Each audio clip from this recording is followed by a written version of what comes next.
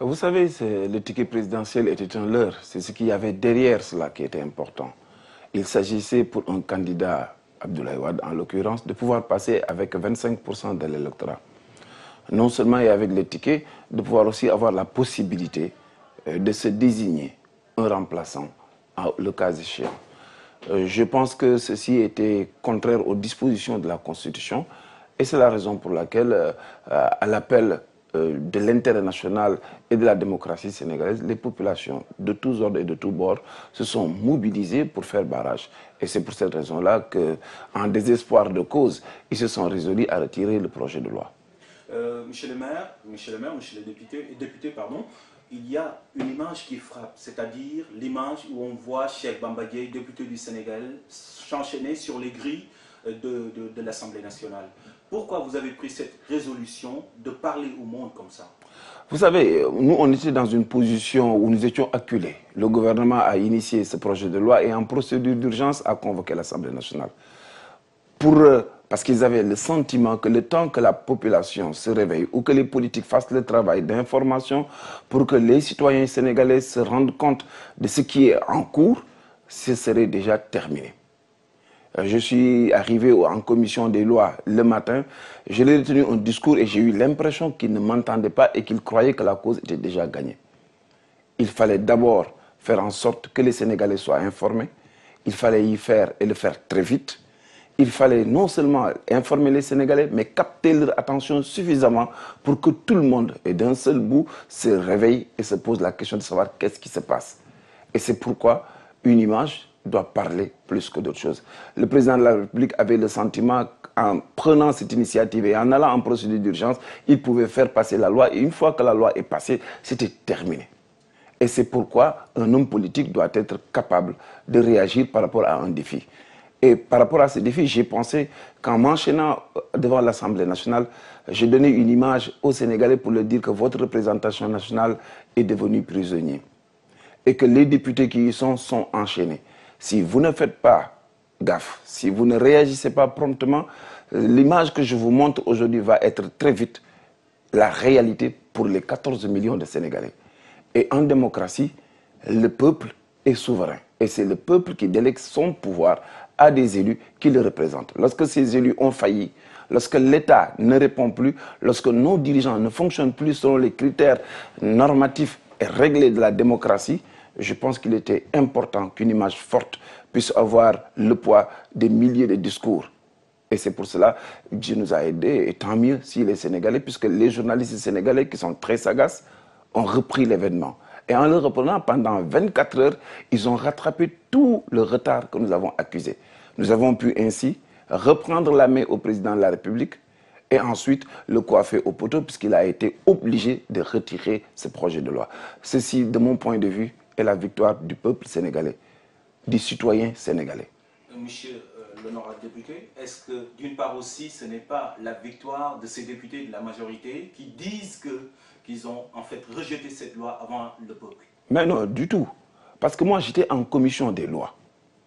Ils ont fait, comme ils le disent, 35 amendements. Mais à la fin, au moment de voter le projet de loi en commission, le projet est passé tel quel, comme l'avait proposé le gouvernement du Sénégal. Et le surlendemain, à l'Assemblée en plénière, c'est le projet voté par les députés de la majorité du gouvernement qui est arrivé.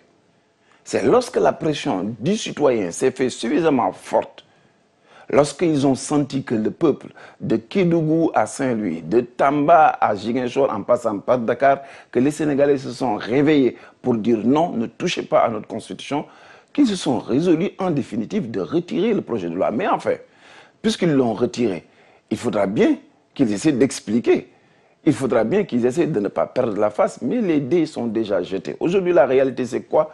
C'est que les citoyens sénégalais se sont réappropriés leur constitution.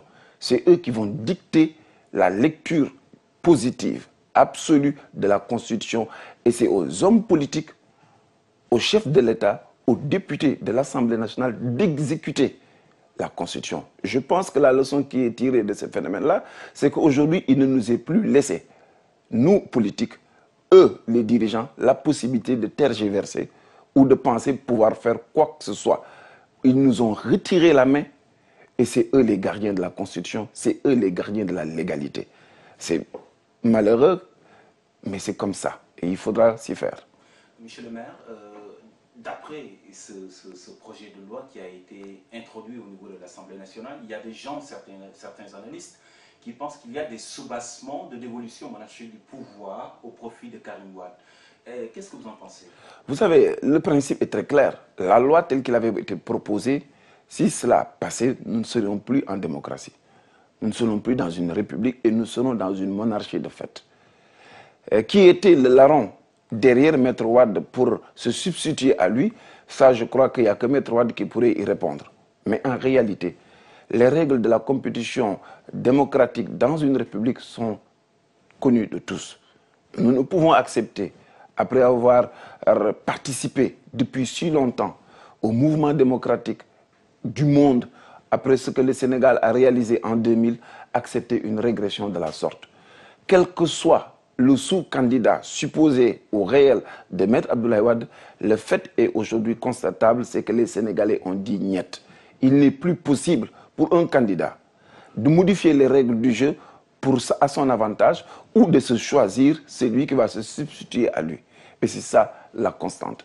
La réalité, c'est que nous sommes dans un pays mature, avec des citoyens qui sont largement informés, parfaitement conscients des enjeux qui sont en cours aujourd'hui et qui ne laisseront aucune possibilité à aucun homme politique sénégalais de se permettre ce qui est inacceptable. Et c'est la raison pour laquelle je pense qu'aujourd'hui, nous sommes tous très fiers et de nous sentir sénégalais. Monsieur l'honorable député, vous êtes candidat à l'élection présidentielle du Sénégal.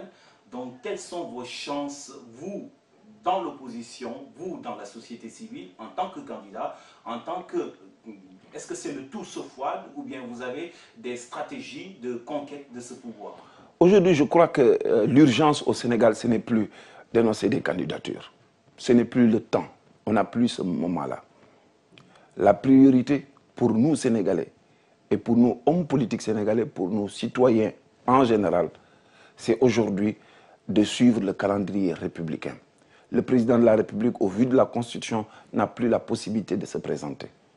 Il faut que la pression soit suffisamment forte sur lui, et autour de lui, pour l'amener à annoncer officiellement le fait qu'il ne sera pas candidat à l'élection présidentielle. Mais il y a des au-delà. Il y a des lendemains, il y a des présages malheureux là en ce moment, parce que lui, il dit que 2012 est déjà plié, il pense à 2019. Ben, si c'était plié, sa loi passerait. Et je crois que quand on se réveille en plein jour, au midi et au Sahel, et qu'on voit le soleil trôner au-dessus de la tête, qu'on ne le reconnaît pas, je crois que ça aussi, ça pose problème. Mais la réalité, c'est que c'est nous les citoyens sénégalais qui la vivons. La réalité, c'est quoi? C'est qu'aujourd'hui, au Sénégal, tout le monde, toute la classe politique, la société civile, les mouvements de jeunes, nous sommes résolus à l'amener sur ce terrain-là. On ne lui laisse plus le choix. À 7 mois des élections présidentielles, il n'a d'autres obligations que de régler les affaires courantes, de faire en sorte que la transition vers un nouveau pouvoir qui sera issu d'élections libres et transparentes se passe dans les meilleures conditions. Il doit se préparer une sortie honorable à la dimension de la sortie d'Abdou Diouf et de la préparation que cet homme d'État-là a eu vis-à-vis de lui. Et je crois qu'aujourd'hui, les Sénégalais ne lui laisseront aucun choix. Il est libre de penser que 2012 est plié. Effectivement, 2012 est plié pour lui. Et 2019, on verra si tous nous serons là pour le constater. Mais ce qui est constant, c'est qu'aujourd'hui, il doit se mettre dans la peau d'un homme d'État qui a fini son mandat, à qui le Sénégal a honoré et lui a donné le poste le plus prestigieux que le Sénégal peut donner.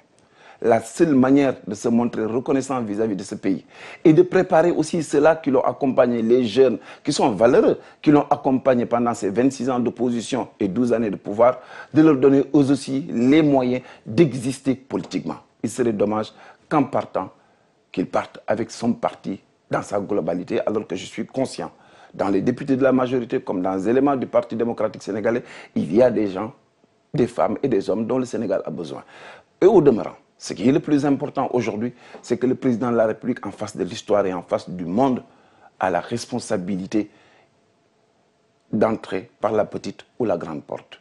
Et il n'y a aucune autre possibilité, parce que quand on a un dirigeant avec une citoyenneté aussi active, aussi dynamique que nous l'avons au Sénégal, même s'il décidait d'arpenter le mauvais chemin, nous allons le ramener sur le bon chemin, parce que la voie est balisée. Et nous allons le suivre au pas pour qu'il puisse aujourd'hui et organiser des élections libres et transparentes, et ensuite laisser celui que les Sénégalais auront librement décidé de présider aux destinées de la nation. Monsieur le député maire, une dernière question. On connaît la sympathie que la population sénégalaise il vous nomme souvent l'homme aux mains propres. Aujourd'hui, éventuellement, si vous arrivez à la tête de l'État, si vous gagnez ces élections, quel sera le premier acte que va poser le président, entre guillemets, Cheikh Bamba Dièye? Oh, je pense que la réalité aujourd'hui, je voudrais être très focus moi.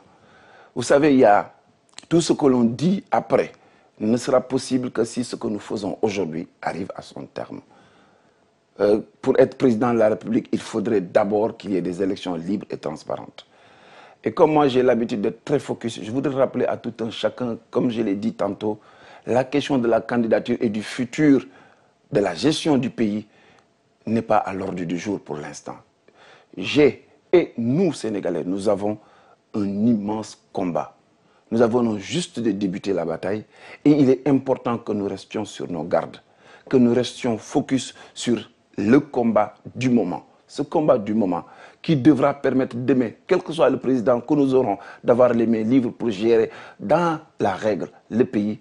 C'est celui-là qui devra amener le président de la République à annoncer qu'il n'est plus possible pour lui d'être candidat et qu'il va se donner les moyens avec la société sénégalaise de faire que les élections à venir, celles de 2012, se passent dans les meilleures conditions. Et les Sénégalais, avant le 23 juin et après que nous aurons l'annonce officielle du président de la République, auront le loisir de constater et de m'entendre sur qu'est-ce que nous allons faire et comment nous allons le faire. Monsieur le député maire, je vous remercie. C'est moi qui vous remercie.